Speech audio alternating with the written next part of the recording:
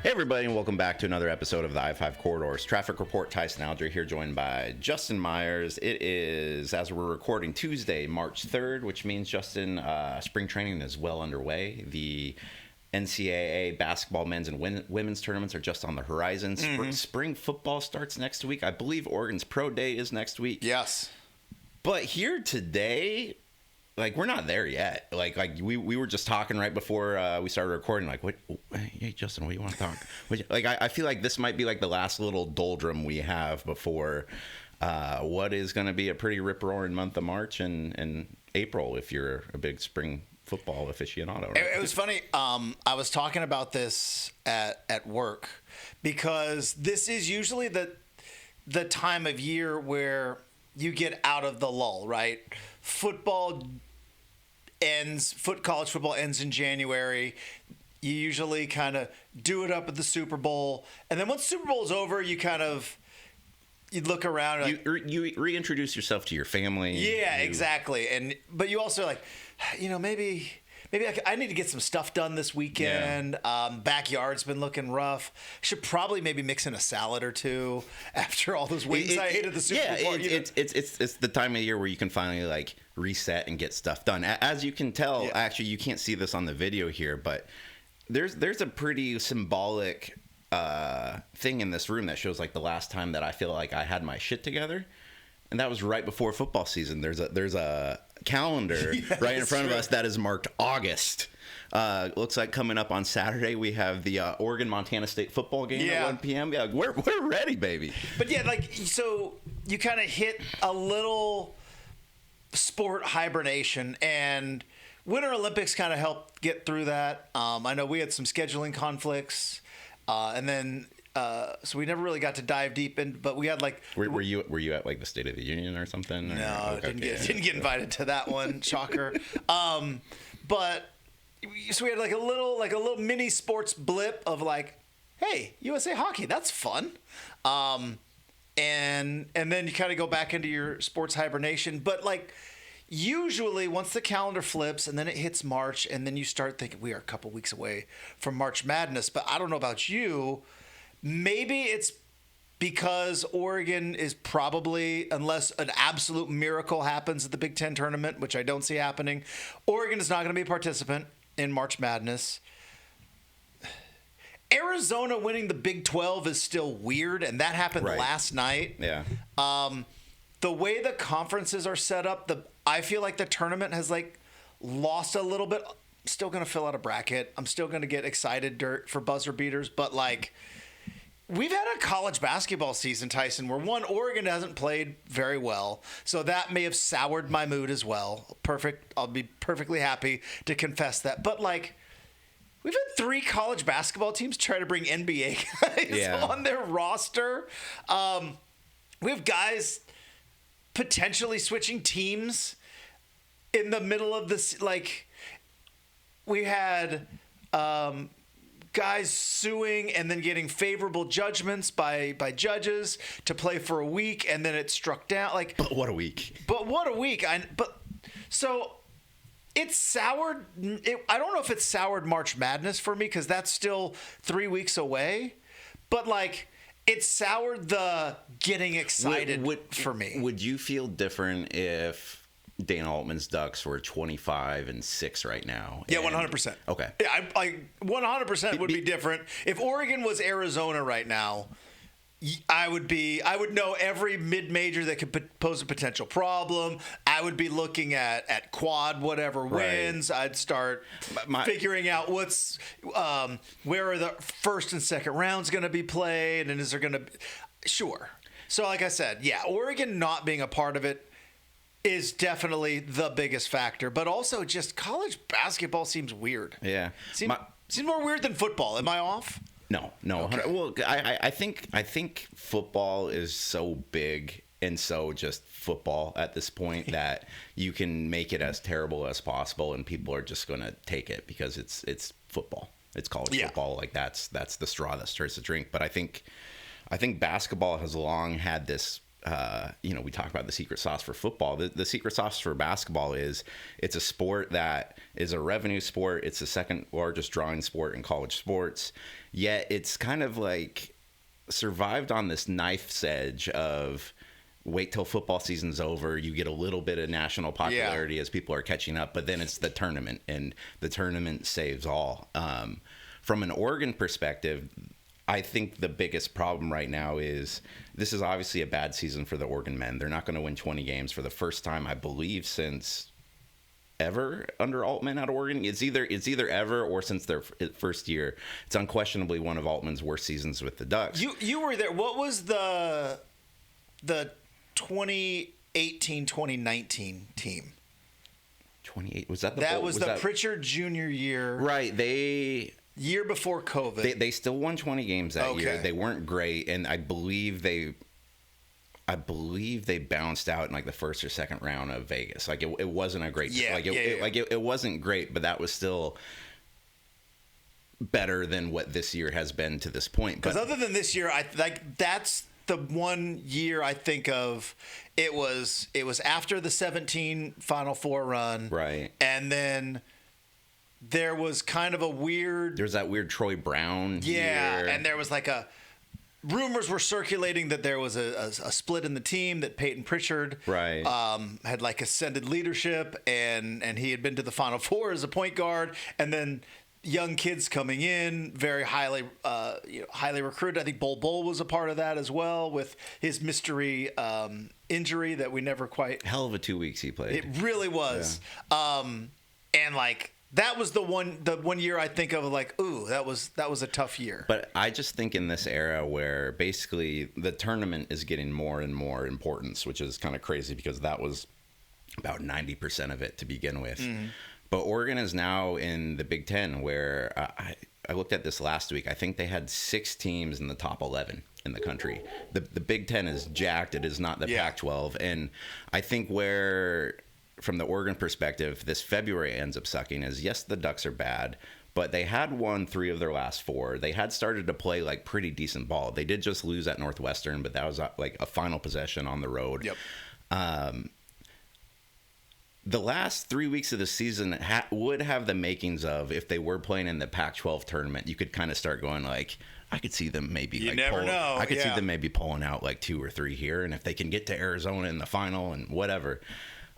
That can't happen in the Big Ten, especially with them allowing all 18 teams now. Oregon's going to have to play on that Tuesday. But you have to win like 8 games. They're going to have to win at least 4 or 5 games against the best college basketball conference. Like, it's just not going to happen. Yeah. I think Dana has gotten the Ducks back into a position where it's that classic, oh, you don't want to play them, which I think is true. If I'm any of these other Big Ten teams and there's something riding on it, I don't want to play Dana Altman for 1 game. Yeah. But these Ducks aren't going to win 4 or 5 in a row in this setting. And I think that's just kind of, I'd be curious to see what like the rating numbers are locally next week of the Big Ten tournament, because I don't know who really cares at this point, unless it's just a whole bunch of people paying their respects to Nate Biddle, like.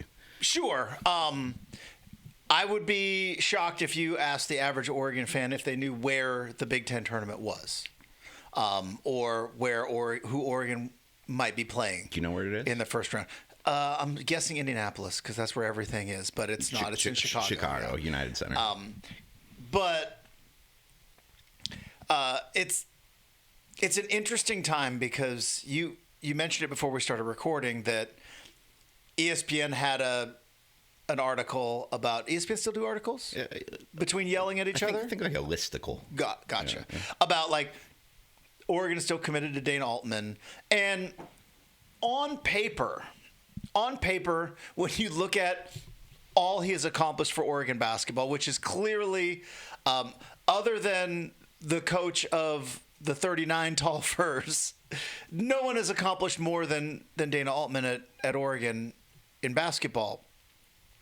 So on paper, to think that, 1 year not winning 20 games, let's get him out new blood, seems ridiculous. But I go back to kind of how we started this. We've talked about this a handful of times too.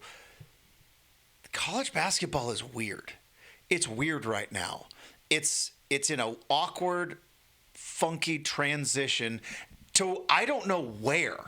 Like in 2 years, I don't know what college basketball is going to look like. You could tell me right now that player could get drafted, player comes in, freshman or sophomore, good player, gets drafted to the Clippers, doesn't play much, gets dropped to the G League, player goes, I want to go back to college. I can get paid just as much. There's pretty girls on campus. The facilities are better. You could convince me that there's a dozen dudes that could be like from the G League that played maybe even an NBA game that will be on college basketball rosters in 2 years. And I'd be like, maybe. The reason why I bring all that up is Yang Hansen on the Ducks. It could happen. Yeah, I know. At this point, why not? Like, what is stopping it from happening other than some favorable judge, right? Wasn't there? I think there was a player in Gonzaga who wanted like a 7th year, and of course went to court. Weird that the Spokane judge was an alum of Gonzaga law. All these judges. They have a little bit of a footprint, So like in 2 years, you could see the college basketball being pro basketball adjacent, or maybe even being more of a G League, but with a bigger fan base. And so you just if that's what it's going to take to win in college basketball moving forward, A, is Dana Altman the guy to do it? But more importantly, B, and I go back to the kind of those tough years with Dana Altman where he sat on that podium and looked so dejected and was just like, I just want to go coach junior college. Look, Justin, I want to keep coaching. I don't, as long as they'll have me here, but But then he said I'll go coach junior college or something. Does he want to do it? I think if you're Oregon, absolutely. By the way, I've got like a running nose. We got to address it. I mean, you're getting emotional about this. I understand. It's been 16 years of your life. People on YouTube are just like, "What is?" I'm like, I don't know what it is. Anyways, back to Oregon should want Dana Altman back. He has more than earned the credit to have one mediocre season. I mean, this hasn't even been a horrific season. This is a mediocre season. My question is, does he want to? Does Dana Altman want to coach college basketball moving forward where you might have to get a GM? Yeah. You might have to get a pro scout who is finding players in not just in G League, but maybe overseas Europe, professional leagues. Like, is that the kind of college basketball he wants to coach? Because I think that's where it's going to ultimately end up, right? I mean, I don't think Altman likes this era. I don't think if you were to ask him, like, do you if he had already won a national title, or let's say he had been back to the Final Four, and his career arc at Oregon wasn't just this big kind of plateau in the middle and then a slight, because essentially they're going to miss the NCAA tournament for the 3rd time in the last 5 years, which is not sort of the pedigree of a coach who during that Final Four run or during the Peyton Pritchard years when they would get to the Sweet 16 with a team that was probably not as good as some of the ones they were going up against. It was, this is a coach who, God, I hate doing the Rubenstein thing, but like can align Rubik's cubes, but I don't know. I think my biggest frustration with this team is, and kind of like this situation though, is the team's playing together right now, which a month ago there was a lot of rumors swirling around of like Altman's lost the locker room, guys aren't wanting to play, maybe somebody's not as injured as they say, it's just like a lot of that. And the fact, because like it wasn't just that they were losing, they were playing some bad basketball too, and they've gotten it back to like a manageable point. Like Altman's got the guys to play. He, the last 2 games he's had them playing defense. Like Wei Lin was finally hitting a shot or two, and like it's like I find it inspiring watching Biddle out there because this guy knows he's not going to go to the NCAA tournament. He knows that like in a different era he would have a much different Oregon legacy than the one he has now because he's been here for 5 years. He's been really good, but I think he's just gonna, especially if Oregon at some point comes back out of this. You know, Biddle's kind of got a little bit of like the Kellen Clemens legacy, if you will, just like pretty productive player during not like the like kind of sandwiched between glory years of eras. And so with Altman, like I think Altman believes he can still do it. I think Altman believes if he has his right guys, he can still do it. And I also think that Altman is one of the quietly more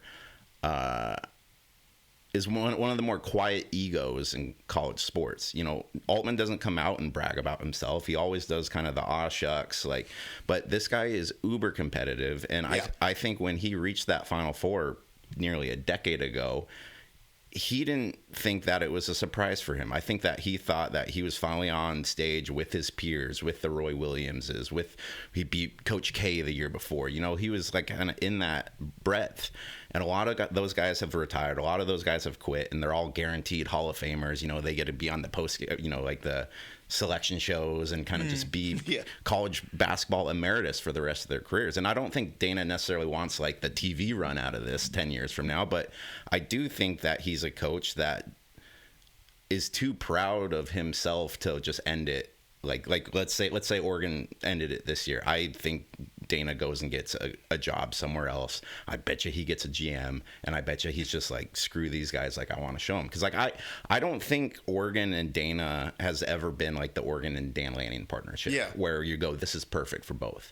I think for Oregon needed a coach. Dana Altman was their fourth pick, like back 12 or 16 years ago or so. And it wasn't perfect from the start. It got pretty messy for a few years in terms of off the court stuff, but then they just started winning at a clip that like was too good to consider anything else. And so here you have this coach who maybe the fans haven't like bought fully into, maybe he hasn't fully bought into Eugene, but it's just a situation that worked. And it's a situation where I believe Dana thought he could coach his best basketball because in the situation they were in, Pac-12, if you get hot, you know, you can still have a pretty set route to the tournament. That's different now. And I think there might be part of Dana who's looking at this too and kind of assessing like, okay, you know, there's obviously faults that he has in terms of getting people to buy in and crowd generation and being like the salesman. But there's also other programs out there around that already have that really built in that I betcha he thinks that, boy, if I just had, like, if I went to a basketball school where that's all they cared about, like I could still do this somewhere. So I think like that's kind of like the hard point the Ducks are in and Altman, because he's old. Like he's old. He's 67. It's not like he's got another 10 years of elite coaching at this, but you still have that little, okay, I see flashes of it, but like, where is this going? Because one of the things he talked about the last couple of games was he always centers in on like Biddle and like how like that guy's got the drive and how after 5 years I've gotten like a handle. Well, you don't get 5 years in college basketball anymore, especially if you want to be a good college basketball team. If you get a player like Biddle now, he's not going to sit for 5 years to wait around and develop on your roster. He's going to transfer. He's going to change. And I think that's the most challenging part is we haven't seen the Ducks in the transfer portal era bring in a instant, this guy's going to like change the outlook of your team transfer. And then on the other end, like name who's their recruits coming in right now. Like it just doesn't feel like there's a plan. And I think that's the frustrating part of it. It's interesting you brought up kind of the landing part of it, because 2001 football season happened, and all of a sudden the clouds parted, the sun shined, and everyone was like, Oregon could win a national title. Like previous to 2001, that was unheard of. I was happy to get my ass kicked by Penn State in the Rose Bowl just to see the end zone painted yellow. Like that was a fun. Got beat by 3 touchdowns. That was a fun trip for me. Got to go to Disneyland, see Donald Duck wearing Oregon stuff, right? That was all that was possible. And then 6 years later, 2001 happens, and it's like the BCS screws Oregon. They go and face the number 4 team in the country in Colorado, blow their doors off, and all of a sudden the thought is they could do it. Yeah. Like this could. And there seemed to be a sole focus from that point on for Oregon football is how do we win a national title? And it started with uniforms and facilities. Then you found Chip Kelly, and it was like, okay, we're going to run a different offense than everybody else, and we're going to be faster than everybody else. And then you kind of had then you had Marcus Mariota, like, all right, we just have the best player. That'll do it. And helps. Got really close. Then after, Helfrich goes down, Taggart 1 year, Cristobal's like, we got to just out-recruit everybody. We can get to the title game, but we don't have the guys up front. Now we got to recruit our tails off. And then Cristobal leaves, and then all of a sudden you can pay players. And the Lanning era has always been, we've got the money. Oregon has always been able to kind of play that game in football. Right. And when they've been at their best, like Bellotti was the right guy because he I think was forward thinking enough to be like, yeah, we could wear those ridiculous uniforms, which they were ridiculous at the time. 90% of winning college football coaches in 99 and 2000 would have been like, absolutely not. We're not wearing those. That's insane. Bellotti was like, sure. Also, it helps that Phil Knight says, yeah. You're wearing those. Bellotti's like, cool. Yes, sir. Got it. But he was the right guy for that moment. Chip Kelly was the right guy who was just like, we can run this offense and we're going to run it full throttle and nobody's going to be able to stop it. Like, he was the right guy. Even Cristobal, as frustrating as it was at times, was like the right guy, like to transition Oregon into an SEC recruiting type of program. And now you've got Dan Lanning in, where I feel like in this era of football, what you have to do to be able to win a national title, Lanning is the guy for the job. I hear what you're saying about Altman getting so close in 17.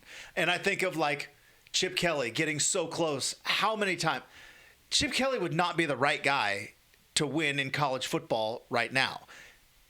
I mean, I know he won as a coordinator at Ohio State, but that was very different than what he was doing at UCLA. This is not the era where Chip Kelly would thrive. This is the era where Dan Lanning thrives.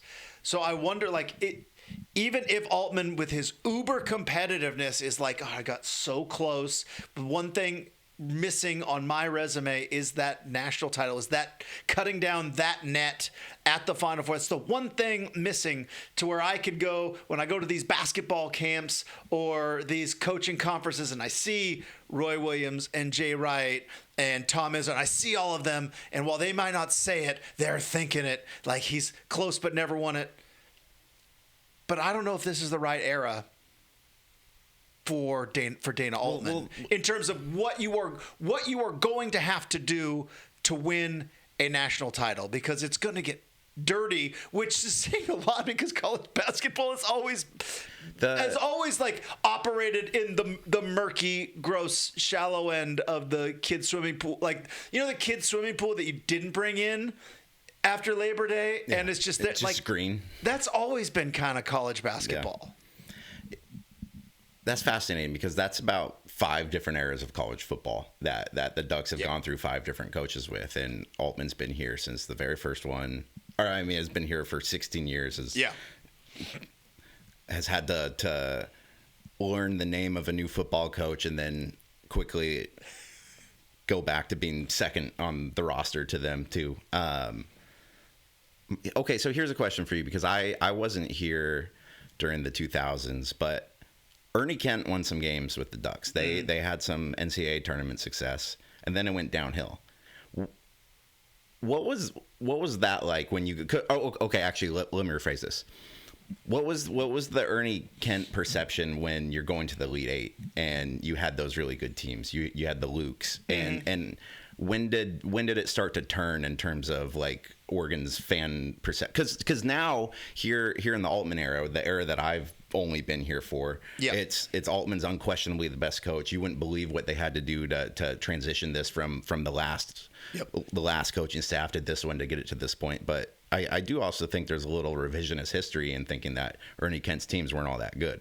No, Ernie Kent had 2 those Elite Eight teams were very, very good. I mean, you think about it, one team had three guys in Ridnour, Jackson, and Freddie Jones, like those guys all went in the first round of the NBA draft. Now, careers weren't like, I think Freddie Jones had the best of the NBA careers of those guys. None of them turned out to be like superstars, but they were all drafted in the first round of the NBA draft. You had those three guys on your roster. That was his best team. And the other thing is it helps that two of those guys, one was from Cresswell and one was from Barlow, right? We knew who they were. Right. It also helped that Luke Ridnour came in from Washington and we got him from the Huskies and he was a McDonald's All-American. And it's like, you had a familiarity with those guys.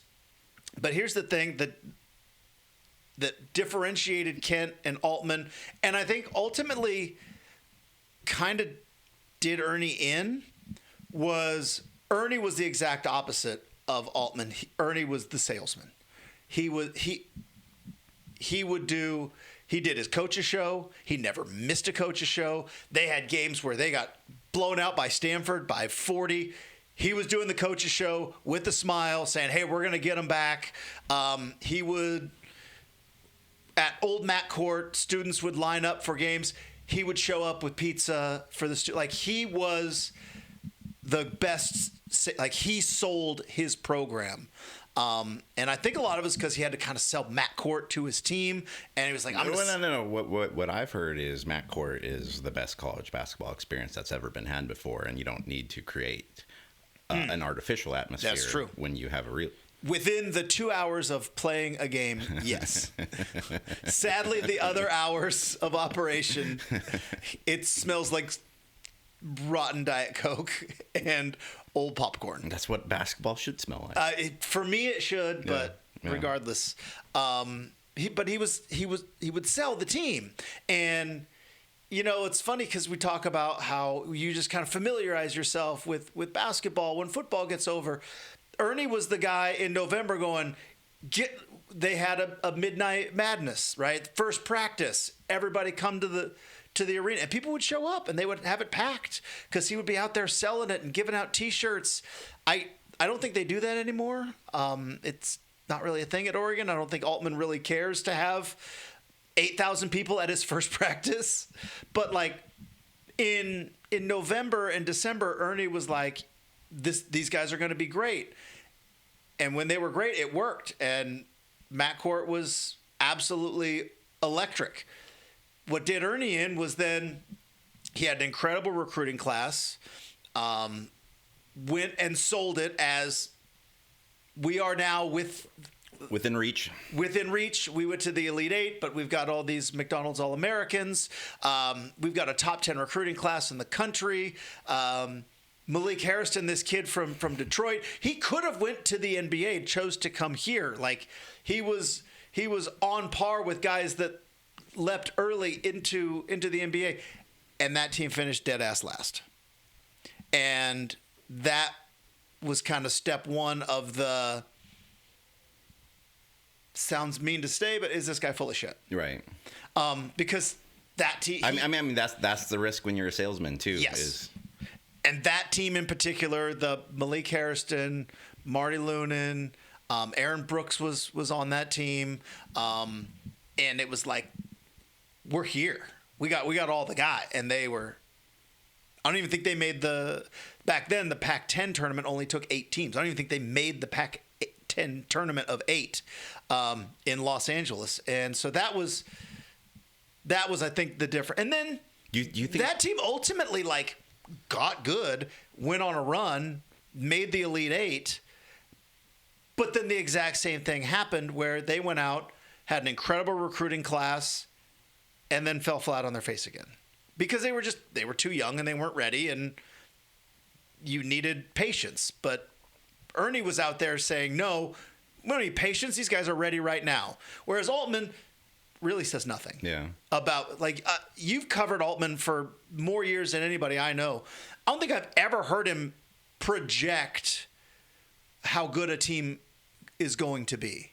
He just doesn't seem to be in the projection business. It's we got to get a lot better. There's very few quotes that Altman's had over the years that you can go back and like cold takes expose him on. He's just not one of those guys. He's a very and you kind of thought that maybe this was a little full of shit, like when he had really good teams of like, oh, you know, like the guys aren't listening to me, like we're just trying to get him back on defense, and you know, we have a lot of room to grow, and now you still get that, and you're like, okay, this is probably actually realistic, but it's I mean, like I think, you know, the one thing of not being that outgoing salesman is you never really have to eat your words. It's just like the play on the court, and that can work for you and that can work against you, because with Altman right now, it's just like all we have with this guy's been Oregon's coach for 16 years. What do you know about him? Yeah, what's he like to do on the weekend? I know he's from Nebraska. What are some of his passions? What you know, like this guy's still essentially like an enigma around Eugene, unless occasionally you go to like a wine bar. But you know, I just don't feel like there's a whole lot of that heartstring to him, other than like we like that he aligns Rubik's cubes. But yeah, I mean that, like, if you could give Oregon fans like the truth serum, it's like what's the best thing about Dana Altman? And it's the best thing about Dana Altman is what is not happening this year is that the wins basketball game.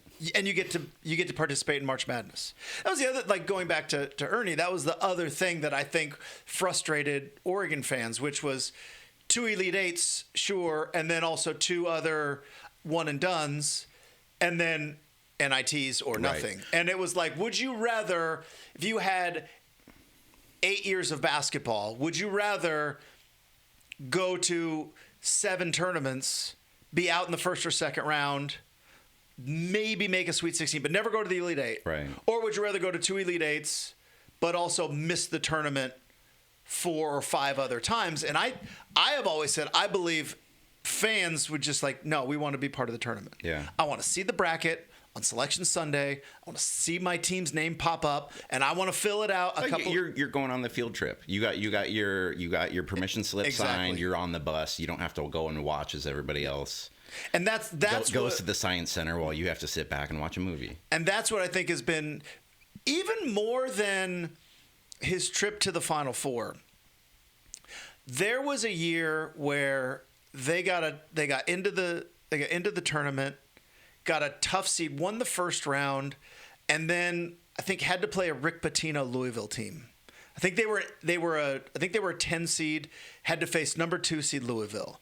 And it was one of those like, it'd be really cool to win that 8-10 game, or excuse me, that 7-10 game, get your teeth kicked in by Louisville, who's probably going to the Final Four. Fun March Madness. Now, they didn't beat Louisville, but they played hard and they hung with them. And it was one of those typical, like, again, I don't bet on college basketball, but like the point spreaders in Vegas were probably like, God, will you just put Oregon away? And I remember afterwards, like, Rick Pitino saying like, that's a tough basketball team. Like, that was a hard team for us to put away. And it's like, at that point, it was like, oh, okay. Like, just getting to the tournament, because that's all Oregon fans wanted. I mean, I'll just speak for me. That's all I wanted. Just get to the tournament. More years than you don't. Just let's be a part. But then you got to the tournament, and it's also like, ooh, this is fun. Can compete. Yeah. Even in years where you're like, the Ernie years where they went to the Elite Eight, like they were a 2 seed. They lost to Kansas, who had Carlos Boozer. Like, they were really good.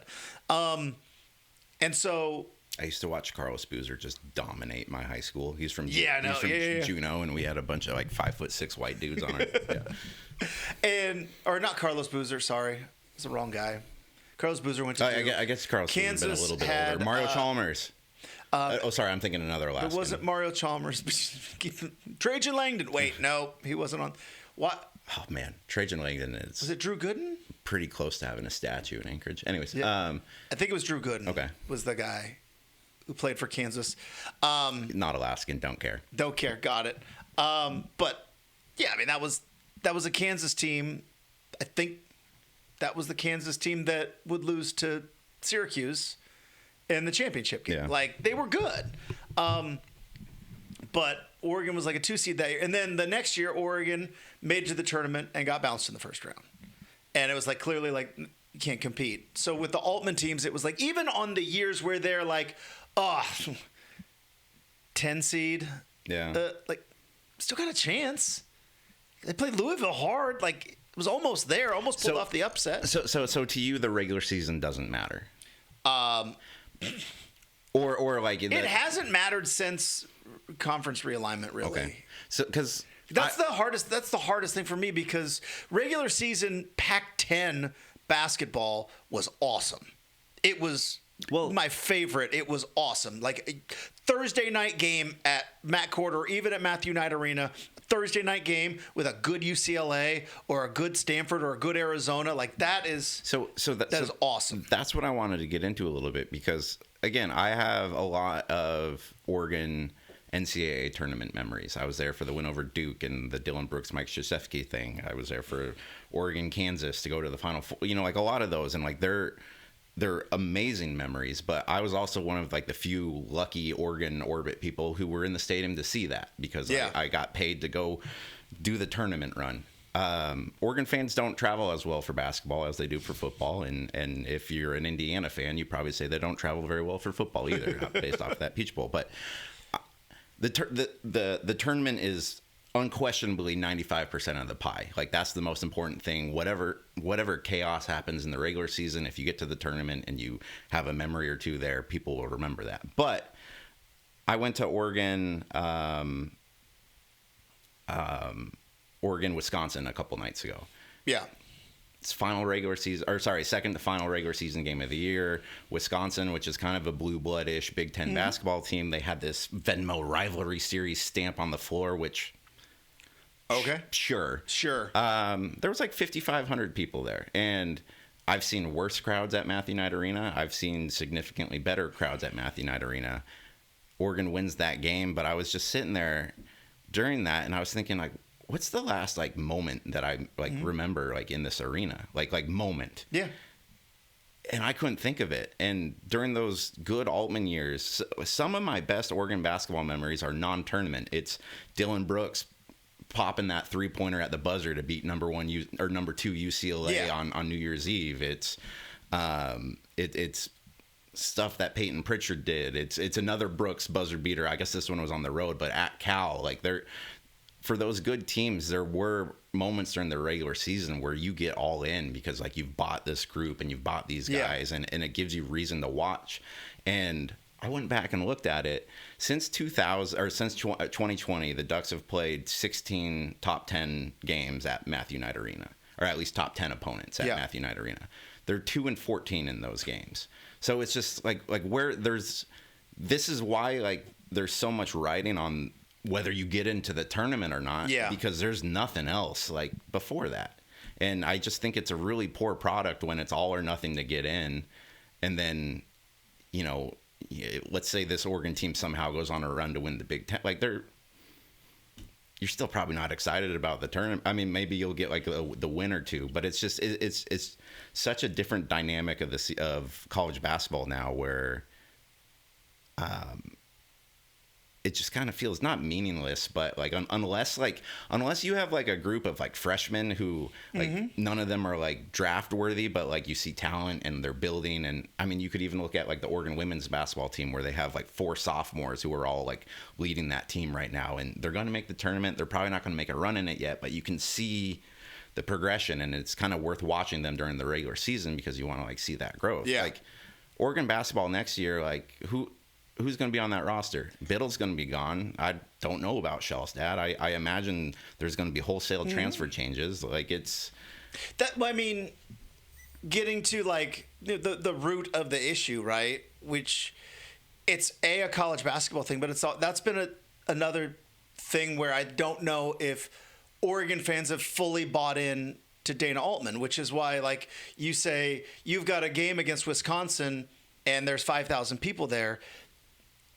If people knew the players and had a connection to those years I was talking about with Oregon and Ernie Kent, and now granted that was a different era, and that was also Matt Court, which held like 9,000 and some change, but that team wasn't very good. But you bring in a familiar Pac-10 opponent who's highly ranked, and you got a chance at maybe an upset, and you might be able to storm the court as a drunken sophomore in the student section. Like people would still show up for those games. And I think it was because even though there was a frustration there, you still knew Marty Lunan and Aaron Brooks and Malik Hairston.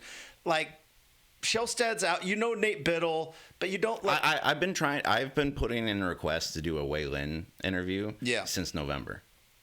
Nothing. And a lot of it is like Oregon's scared of the language barrier. We have that taken care of at Lookout. We have a guy who speaks Mandarin. Like we could have been fine there, and we weren't looking to do like how come this guy can't shoot right. It was just like we really just wanted to do what's it like being a guy who was playing pro basketball in China last year suddenly like living in Eugene.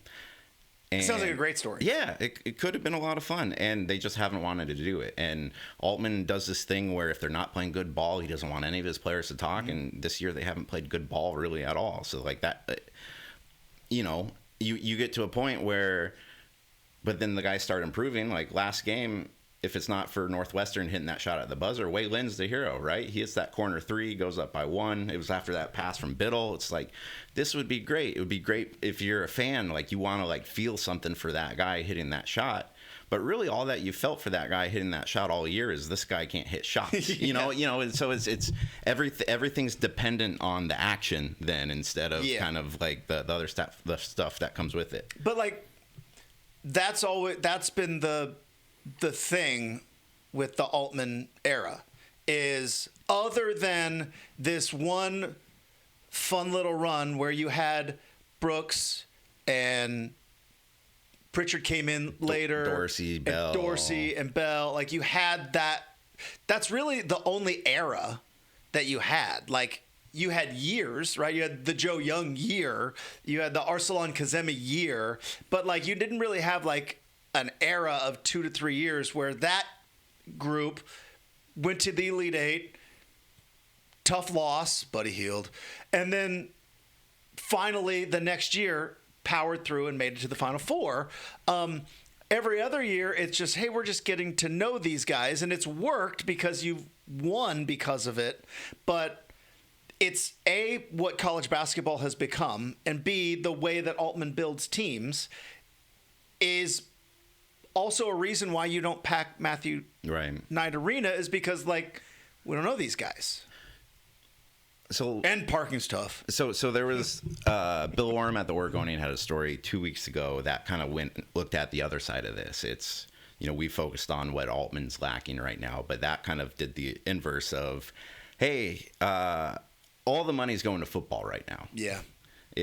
Oregon is a perennial playoff contender for football. Football is getting more and more expensive. That's where a lot of the university's attention and dollars are funneling towards. And this kind of outlined, the Ducks flying on smaller planes now for basketball. It outlined their surprise when they got to an away arena, and when they got into the arena, there was shirts for every fan, like waiting for like them on the seat. Just like little stuff like that.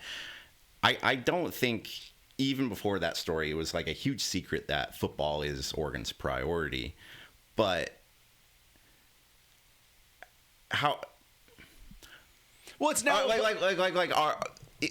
ultimately, if we were to be able to get truth serum from everybody, and we were to find out that the reason Dana Altman's Ducks aren't as good now as they were back when everybody was competing on the same playing field, would you be upset that Oregon is just going like, you know what, like basketball can just keep treading water as long as like we win in football? Like do you care that the university isn't as invested in basketball? No, okay. I do not care one bit, and I don't think most Oregon fans care at all. There's probably a good group of Oregon basketball fans who would care.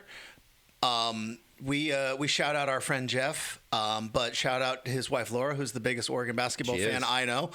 She would care, but I think most Oregon fans would not care as long as football is good. So do we have a right then to be sitting here complaining about Dana Altman? I mean, we have a podcast. True. We're contractually obligated to. I mean, Dana could fire up his own one too. It's easy access. And it's not like to complain, because I think we started this conversation off by saying, like, on paper, this is one mediocre year. Yeah. It's just. Is it okay? If Dan Lanning and Oregon football missed the college football playoff, which is only 12 teams, 3 of the next 5 years. Ooh. Yeah, there's probably is Dan Lanning the coach in year 6? And it would depend on circumstances, but probably that's a quarter of the size. Yeah, tournament, probably not. Yeah, that's an interesting little flipitude. But also, I mean, Helfrich lost 8 games once, and I'm pretty sure if he coached the next season, they probably go back to winning 8 or 9, especially if he figured out the whole Justin Herbert. Play Justin Herbert instead of Dakota Prukop. Yeah, but I think a lot. Do you think he thinks about that? No.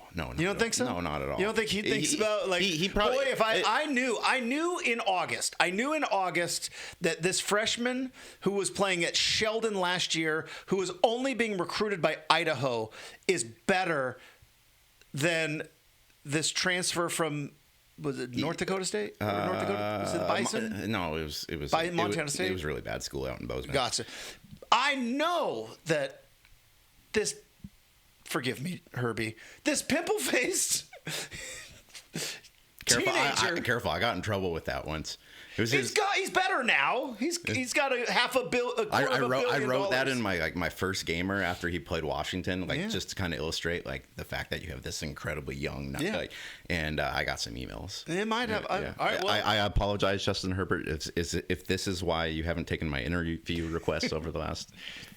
But I've always thought about if Helfrich, when he's alone driving, going like, God. If I'd have just played him, like, no, obviously they maybe make a bowl. But the way Oregon fans and probably the administration have written that story since is it wasn't just that one season. It was the vision for the program. It was the way that they were building. No, and it was that one season. But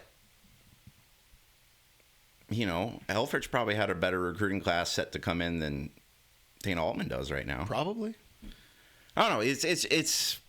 I hate this time because I respect Altman quite a bit as a coach. He's the only men's basketball coach that I've ever covered at Oregon. He's won a lot of basketball games. He's done a lot of good, and I have seen him be better than his peers more often than not. But I do think you're 100% right. But it's also fair to ask, why don't people care? Yeah. Why don't they care? Yeah. They used to care. It's not like this is like a basketball indifferent region. Yeah. Like, we see how popular the Blazers can even be, even when they still suck. And we see how much of a star a player like Damian Lillard, who would be a star on any other team, but here in Oregon, it's our star. It's our guy. Like, Oregon fans are ready for that. Like, look at the way Marcus is revered in Eugene. Granted, the dude won a Heisman, but it's like this. Sabrina. As speaking of basketball, and so I was at the cooler when I think Marcus and Hronis got into the Hall of Fame, and Sabrina was there, and Sabrina walked into the bar. She's the biggest star in Eugene, and. It was like in Animal House, like Sabrina's here, and she had handlers and had her own spot. But that's what can happen to a women's basketball superstar at Oregon.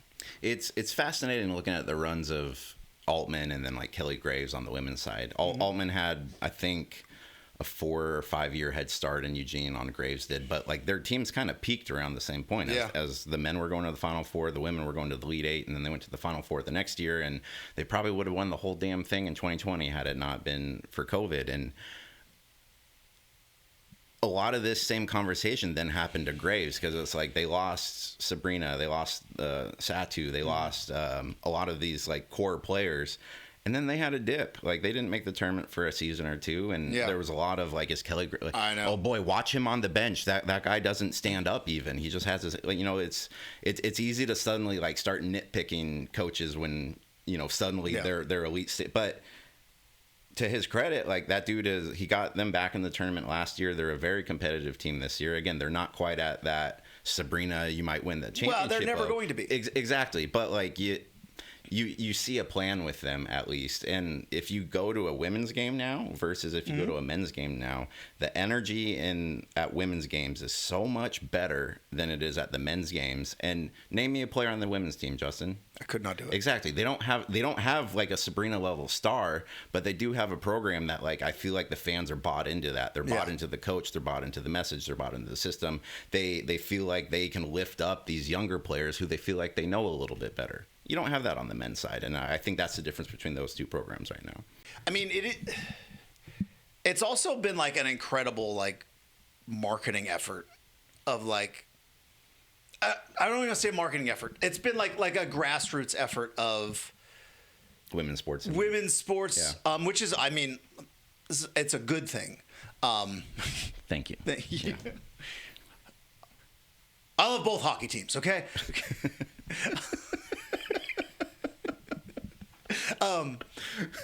But it reminds me a little bit of like kind of like Oregon State baseball, where they're just like, I know it's not the most popular, but this is gonna be our thing, right? And it helped with Sabrina, and I think Oregon fans were just like, yeah, women's basketball is gonna be it's gonna be our thing for us. We can do this, okay? Yeah, we're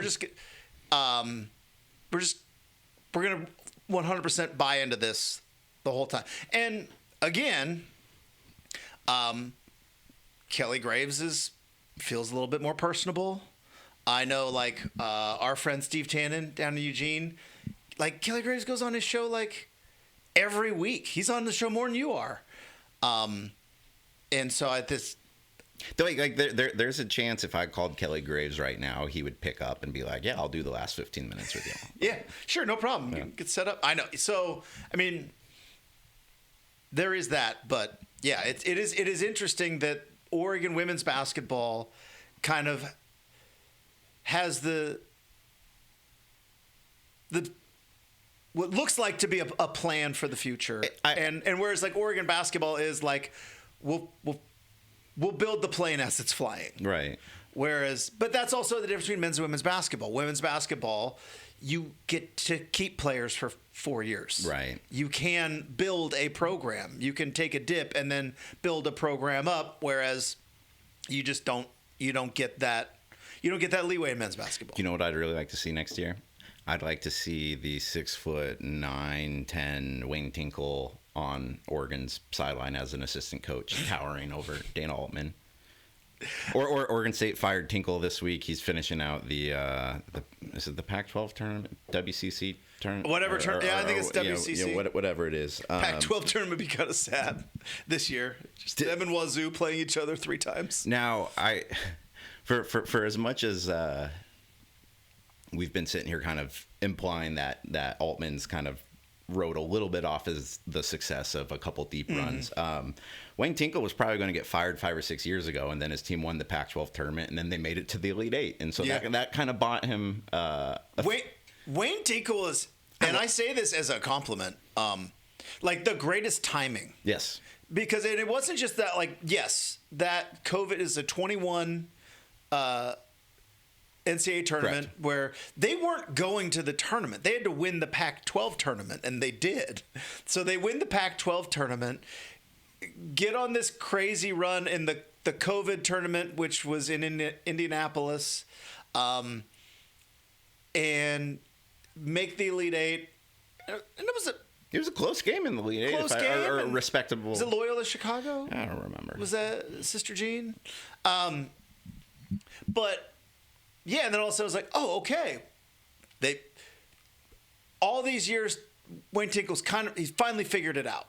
And they're going to be able to kind of, use this to spring load in recruiting, and the Pac-12 hadn't completely disintegrated yet, and it never happened. Then they went back to being very, very bad. But previous to that, I mean, he was about to be fired before, and then his son and Gary Payton II got to the tournament for like the first time in like I don't know how many years. Quite a few. It was a lot, and that bought him, a couple of last place seasons. Like, but he's got it figured out. Like, he had the best timing of like, about to be fired. Let's get to the tournament. Let's have some exciting players. Build up the buzz, and then back to being a doormat again. But now the clock finally ran out. But good for him. He probably made about $3 or $4 extra $1 million. Yeah. Don't have to. And then I think wasn't it like the last couple of years he was essentially too expensive to fire? he made the run, and then they're like, we don't think he's going to do this again, but if we fire him, we have to pay him. And then we have to pay another coach. So let's just let him coach. You think there's any of that going on in Eugene? No, absolutely not. Okay. I don't think they ever. Well, it's interesting. You brought up Bill's column about how all the money is. It is a different spot now because you go back pre-COVID, like Oregon basketball could outbid. And when I say outbid, it was you could get like Bull flat out said part of the reason I came here is because they're a Nike school and I could get cool Jordans. Like, he said that as one of the reasons why he chose Oregon over Kansas.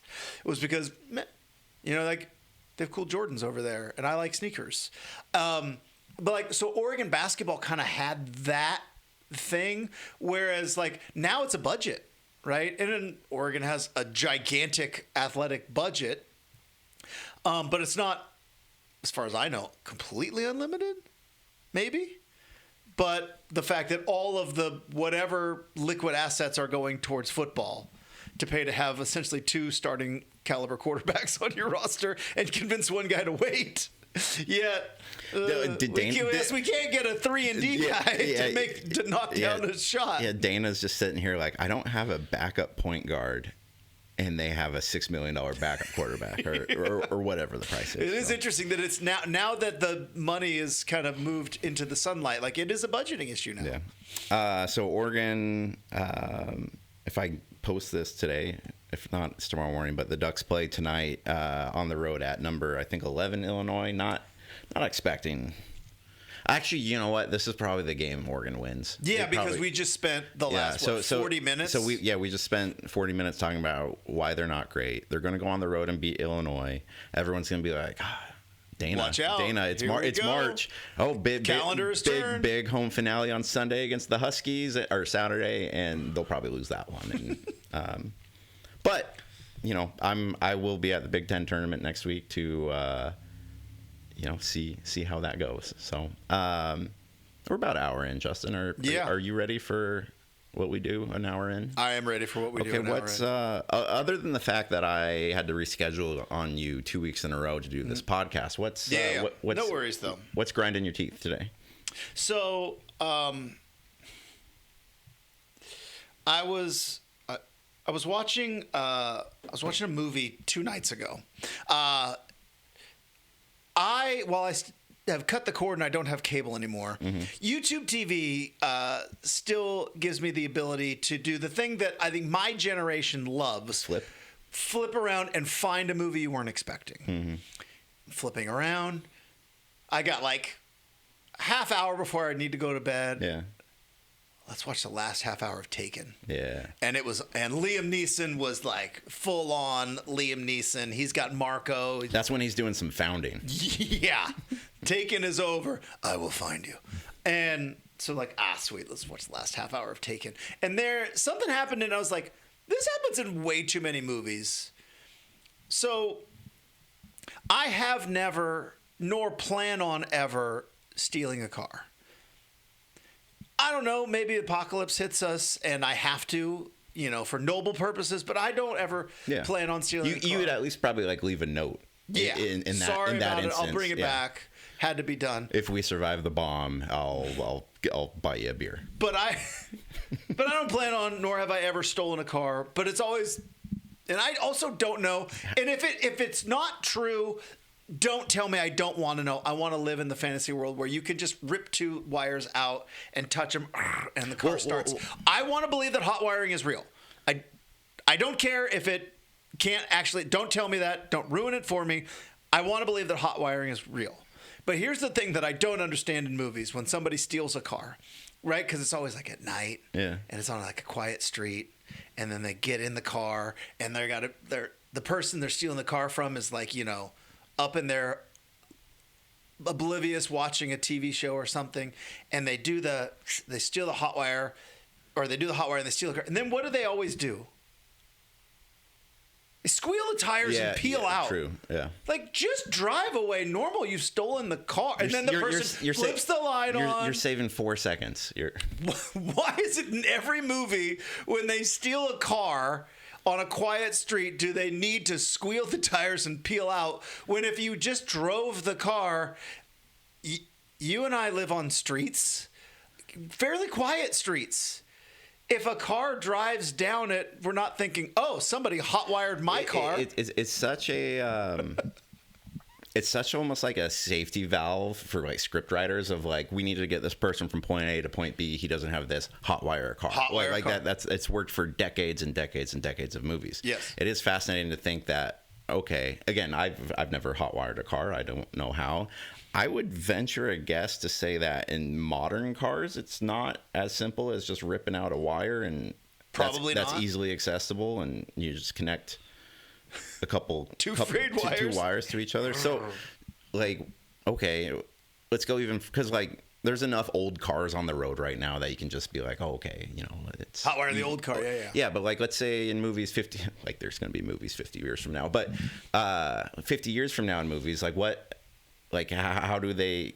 They have to get, like, an app to, like, hack into the whatever computer car. It's a thumb drive you, like, stick in. Yeah. But, yeah, you've stolen the car. Mm-hmm. The car is started. Put it in drive and ease out of the... But, no, you got to just peel out, and then what? The light flips on, and then they get on their phone, and then... Also, every... movie, it seems like it's the first car door that they try to open happens to be unlocked. It's also true. I don't leave my car unlocked. You Never. Leave your car unlocked? I used to until I moved here, and then I learned pretty quickly that this isn't Alaska anymore, Justin. The mean streets of Nopo. I used to be pretty fast and loose with leaving the car unlocked, and then I'd buy new golf clubs. So I also learned, don't put your golf clubs, if you're golfing in the morning, don't put them in there the night before. That happened to my hockey gear once. I feel a lot worse for the guy who stole my hockey gear than who stole your golf clubs. I know. Yeah. Because I'm sure opens that thing up and you get punched with a bunch of funk. Yeah. And I'm sure whoever took my golf clubs 3 years ago knows. I'm sure they got top dollar for everything. Well, they didn't just get them for like a nickel on the dollar. If somebody stole your golf clubs and you knew they didn't sell them, would you be happy to know they were shooting well with them? No. I want them to... Whoever bought my stolen these golf clubs finally got the home that they... No, whoever bought my stolen golf clubs, I hope you suck. I hope you can't break 100, and I hope you spend way too much money playing golf and never get good. That's what I hope for you. Because you're out there somewhere. You bought them on Facebook Marketplace for way too cheap, and you should have known better. Also, something in that bag had my name on it. At the time, I was a fairly well-known radio host. Somebody knows. So, anyways, that was what. Stop squealing your tires. Yeah, no, just drive out normal. Yeah, that would really piss me off too if I was getting ready for bed and. Yeah. That's all I got. Anything else? Nothing. Yeah, I think we can call it good there. This was a nice return to form. Felt good. A return to what did Jim Nantz say after Tiger finally won the Masters? A return to glory. Yes. That was on TV for some reason on replay 2 weeks ago. I watched the last round of that Masters again. That's so good. Yeah. Was it Molinari? Was that the guy who melted down? Yeah. Finau as well. Put it in the drink. Anyways, also pat us on the back. We made it through hour and some change. We didn't do weather talk, and it's actually kind of it's a time to talk weather. Dude, last night I had the trigger going. It's been probably 4 out of 7 days of the week sort of thing. Yeah. It's like 8 p.m. Got the Traeger smoke going. It had to have still been like 50, 55 degrees out, and there's still like a tiny, maybe it wasn't 8 p.m. It might have been 7, but there's still like a little bit of twilight, and you just get that.